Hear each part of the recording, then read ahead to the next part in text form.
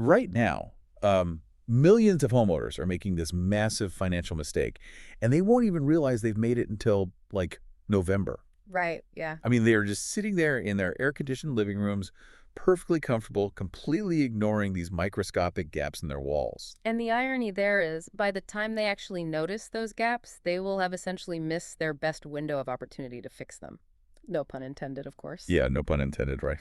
Well, welcome to the deep dive. Today we are unpacking some incredibly practical strategies from Kasson and Keller, or Coskel, as they're known, about preparing our homes for winter. It's a really eye-opening guide. It really is. And our mission today for you listening is to figure out the psychological and, quite frankly, the logistical reasons why the secret to a cozy, warm January actually begins while you are still sweating in the middle of August. Yeah, August. It sounds crazy, but it's true. So, okay, let's unpack this because we all know that feeling of pretending a problem just doesn't exist until it is literally blowing cold air right in our faces. Oh, absolutely. And what's fascinating here is how Mother Nature operates completely on her own schedule. She certainly doesn't check to see if you are ready for a change in seasons. Right, she does not care about your calendar. Not at all.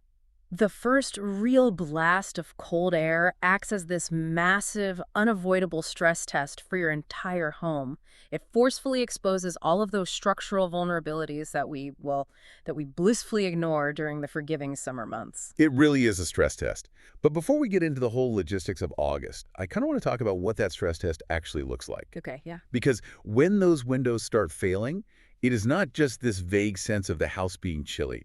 Like, the symptoms are highly localized. Very localized, yeah. It's that one specific room in the house that is always mysteriously, like, 5 degrees colder than everywhere else. Exactly. What you are experiencing there is what we call a micro-failure of the home envelope. Hold on. Home envelope, that sounds like a bit of architecture jargon. What are we actually talking about in practical terms there? Fair question, yeah. Think of the envelope as the physical boundary that separates the conditioned air inside your home from the unconditioned air outside. The air you're paying good money to heat or cool. Right, exactly. So it includes your roof, your walls, your foundation, and crucially, your doors and windows. So when we say the envelope has a micro-failure, we just mean there's a breach in that boundary allowing for air infiltration. Oh, okay, that makes me think of, like, a thermal coffee mug. Oh, I like that. Yeah, you could buy the most expensive, heavy-duty, double-walled stainless steel mug on the market. But if the little rubber gasket on the plastic lid has a tiny crack in it, the heat is going to escape. And your coffee gets cold. Right. It doesn't matter how well insulated the actual walls of the cup are if the seal is compromised. That is a brilliant analogy. The windows are essentially the gaskets of your home. And when they fail, they dictate our behavior without us even realizing it. Oh, totally. Like, every family has that specific chair in the living room that nobody wants to sit in. It's a perfectly comfortable piece of furniture, but subconsciously, everyone avoids it all winter long because it's, quote unquote, too close to the window. Yes. Yeah. We literally rearrange our lives, like our daily comfort, around failing infrastructure rather than just fixing it. We really do. And then there's the auditory symptom. The windows that actually rattle a little bit in their frames when a strong wind blows. Oh, yeah, the rattling. But the symptom that hurts the most financially is what's known as the subtly creeping thermostat. Ah, yes, the compounding cycle of frustration. Exactly. You feel it chill, so you turn the dial up a degree on Monday, Right. then another degree on Thursday, and suddenly you are paying an absolute fortune to heat the entire neighborhood because your windows are acting like open doors. And you are paying more money, but you're not actually getting more comfort. You are just fighting a losing battle against physics at that point. Which, I think, brings up the psychology of denial. Because ignoring these failing gaskets all summer long is exactly like ignoring a weird metallic rattle in your car engine in July. Oh, that's a good point. Right. You've got the windows rolled all the way down. You've got the radio blasting. You are driving to the beach. You literally can't hear the rattle. You've masked the problem. Exactly. The problem is absolutely still there, but you've engineered this forgiving environment where you don't have to experience it. You only notice that the car needs a mechanic when the weather changes. You roll the windows up to turn the radio off, and the cold environment forces you to confront reality. The environment forces the confrontation because, just like the car, winter does not create these window problems, Right. They were already there. Exactly. The failing seals, the compromised glass, the worn-out hardware, I mean, they were all there in July. Winter just magnifies them to the point where they can no longer be ignored. Yeah. And there is a really vital distinction to make here about how we evaluate a home. True comfort isn't just a number on a digital thermostat display. It is measured in how a space actually feels. Yeah, comfort is an experience. It's not a degree. It's about, not having to pull on an extra sweatshirt just to watch a movie in your own living room. Exactly. So, okay, we know winter is coming. We know it will expose these flaws. Why shouldn't we just wait until that first truly chilly day in October to pick up the phone and get them fixed? Because if you wait until October, you are walking straight into a logistical nightmare. A nightmare, really. Oh, absolutely. Think about the sequence of events. The weather gets crisp. Suddenly, every single homeowner in a 50-mile radius has the exact same realization you just did. Oh, I see. And they all grab their phones at the exact same time. The annual panic dial. Precisely. Contractor schedules begin filling up at an astonishing rate. But it's not just the contractors, it's the whole supply chain. Oh, right, the materials. Yeah, the manufacturers who actually custom build these windows suddenly get swamped with a massive backlog of orders. But wait, let me push back on this a little bit. Sure. If I call a window contractor in the middle of August, aren't they knee-deep in building decks, putting on siding, and doing, like, summer exterior projects? Usually, yes. So do they even want to talk to me about a winter problem right now? Am I supposed to just live in an active construction zone during my summer vacation? That is honestly the most common misconception, and it's exactly why people delay. The August sweet spot is absolutely not about immediate demolition. Okay, good to know. Yeah, no one is coming to rip your house apart while you are trying to enjoy a summer barbecue. It is entirely about getting into their pipeline. It's about starting the conversation. Okay, so if they aren't swinging hammers in August, what does starting that conversation actually do for me? It buys you the ultimate luxury in home improvement, which is time. Time, yeah. When you start in August, you can schedule a consultation without feeling rushed. You aren't desperately pleading for an appointment. Because you aren't freezing yet. Exactly. You have the flexibility to explore different window options rather than feeling pressured to just take whatever generic sizes happen to be sitting in stock because you're cold. Right. Most importantly, getting into their pipeline early allows you to reserve a guaranteed installation date in the fall, long before the chaotic rush even begins. So you are basically getting in line before the line even forms. Yes, beautifully put. You're securing your spot on the calendar so that when late October rolls around, you are the one panicking. You're the one watching the installation crew pull up right on schedule. The goal is always to have the new windows installed before the bitter cold arrives, not during it. And this early planning phase is critical because selecting the right windows is a highly customized process. It's not just buying glass. Right. It is not a quick generic purchase where you just measure a hole in the wall and buy a piece of glass to fill it. And here's where it gets really interesting, because the Kasson philosophy really emphasizes this. Every single home is uniquely situated. Absolutely. Like a house that is tucked away in a sheltered, tree-lined suburban neighborhood has vastly different needs than a home that is sitting right on the edge of a lake, taking the brunt of the weather rolling off the water. Or, a house sitting up high on an exposed hilltop. You are dealing with the topography of your comfort. A house surrounded by trees is physically buffered from certain wind patterns that a hilltop home faces every single day.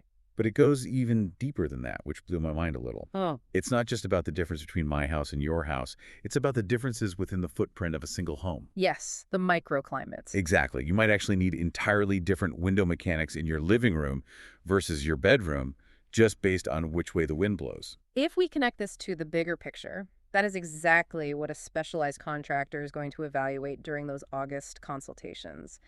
You are strategically adapting your home to its specific environmental reality. Okay, break that down for me, because I think people get lost there. Yeah. If wind is howling against the north side of my house, how does the actual window mechanism change things? Why can't I just put standard windows everywhere? It comes down to physics and air infiltration. Let's compare a standard double-hung window to a casement window. Okay. A double-hung window, the traditional style where the bottom sash slides up and the top sash slides down. Well, it operates on tracks. Right. Because it has to slide, there is inherently a tiny bit of tolerance or wiggle room built into the design. Right. I mean, if it was perfectly tight, you wouldn't be able to lift it at all. Exactly. But if you put that sliding window on a wall that faces severe direct wind, that wind can brush against the glass, rattle it in those tracks, and force cold air through those tiny tolerance gaps. Ah, I see. Now compare that to a casement window. A casement window doesn't slide. It operates on a hinge, and you crank it outward to open it. Oh, like a door. Like a door, exactly. And here is the mechanical brilliance of a casement window in a high wind area. Okay, I'm listening. When the window is closed and locked, and a strong gust of wind blows against the outside of the house, the wind pressure actually pushes the window sash tighter against the weather stripping inside the frame. Wow. The harder the wind blows, the stronger the seal becomes. That makes so much sense. It literally uses the problem, the wind pressure, to create the solution. It actively fights the air infiltration. Exactly. And that level of environmental customization requires a manufacturer who intimately understands those harsh demands. Right. Kasson and Keller, for instance, isn't just shipping generic windows from halfway across the world.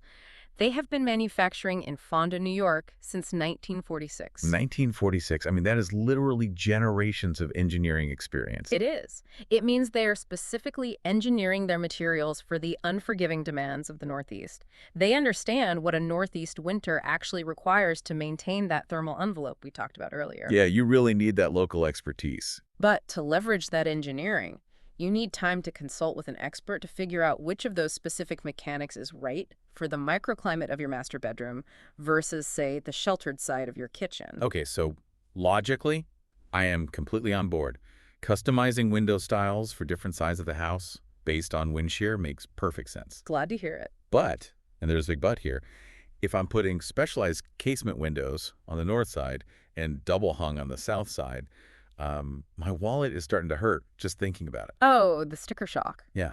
Do I have to replace every single window in the house at the exact same time to make this work? Because that is a massive check to write. The financial anxiety of home improvement is incredibly real, and it stops a lot of people from making necessary upgrades. But the short answer is no, you do not have to do it all at once. Oh, thank goodness. That is a relief to hear. Yeah, the most pragmatic approach, and one that contractors are very accustomed to planning out with you, is replacing windows in phases. In phases. Okay. You prioritize based on two things: condition and budget. You identify which windows are failing the most catastrophically or which rooms are suffering the most heat loss, and you just start there.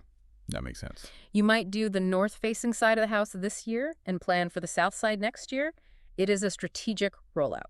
A phased approach makes it so much more digestible for the average person. Definitely. But even when you phase it, replacing windows is a significant investment. And I think there's a temptation to just, find the absolute cheapest windows on the market just to get the job done and stop the draft for the winter. Which brings us to a core philosophy that Kasson often points out, which is the most expensive window is the one you buy twice. I think about that phrase constantly. Yeah. It immediately reminds me of the trap of buying cheap winter boots. Oh, the boot trap. We have all done it when we are trying to stick to a tight budget, right? You go to a discount store, you buy the cheap, poorly made boots because you want to save $50 right now. Yep. And what happens? Your feet are freezing all winter, the seams start to split by February, moisture gets in, and by the end of the season, they are completely ruined. The penalty of cheap materials, unfortunately. Exactly. So next November, you have to go back and buy another pair of cheap boots. And you do this for 3 years in a row. It adds up fast. It does. If you add up the cost of 3 pairs of cheap, uncomfortable boots, you have spent significantly more money overall than if you had just invested in the high-quality, heavily insulated boots up front. And you were miserable the whole time. Right. On top of spending more money, you spent all those years walking around with cold feet anyway. That is the perfect way to look at it. The initial savings of a cheap product are almost always erased by the cost of early replacement and ongoing discomfort. Yeah. And when it comes to windows, replacing them is inherently disruptive to your home life. It requires removing trim, dealing with dust, having crews in your house. The whole production. It is not an experience most homeowners want to repeat a few years down the line just because the cheap seals failed again. So how do we avoid the cheap boot trap with our homes? Like, how do we know we are making the right long-term choice? Well, this raises an important question. There is an ultimate test you should apply before you sign any contract or make a final decision. Okay, what's the test? You must ask yourself, will I still be happy with this decision 15 years from now? 15 years, wow. That really forces you to zoom out. It really does. It pulls you out of the short-term, I just want to stop this draft today mindset. Right. Because if you opt for the cheapest option now just to plug a hole, in 5 or 10 years, you are going to be right back where you started. You'll be feeling that draft again, watching the thermostat creep up, and wishing you had planned better. But if you invest in that quality up front, if you take the time in August to get those windows properly engineered for your specific microclimate, you are locking in long-term energy efficiency. Absolutely. You are literally bringing your heating bills down year after year because your home envelope is actually sealed. And beyond the utility bills, you are locking in peace of mind. That's huge. You are buying the ability to sit in that chair by the glass on a howling January night without shivering.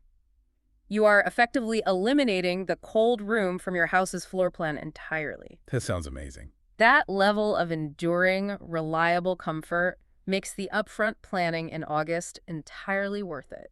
So, to bring this all together for you listening, I think the biggest takeaway from this deep dive isn't just about the mechanics of glass and frames. No, it's bigger than that. It's about a fundamental shift in how you manage the environment you live in. The truth is, the homeowners who are sitting back, truly enjoying the coziest, most relaxing winters, aren't the ones scrambling and panicking after that first October frost. Definitely not. They are the ones who treated their home's comfort as a year-round proactive strategy. They are the ones who utilize the August sweet spot to their advantage. Yeah, they got ahead of it. So if fixing those drafts has been sitting on your someday list, remember that starting the conversation today buys you the ultimate luxury of choice. Because future you, the one looking out at a blizzard in January from a perfectly warm living room, is going to be incredibly grateful to present you for making that call today. I couldn't agree more. And this whole discussion really makes you wonder, if we are so prone to ignoring the physical drafts in our homes until winter forces our hand, what other invisible systems in your home or even in your daily life are you currently treating with a reactive break-fix mentality when you could be designing them right now for long-term harmony?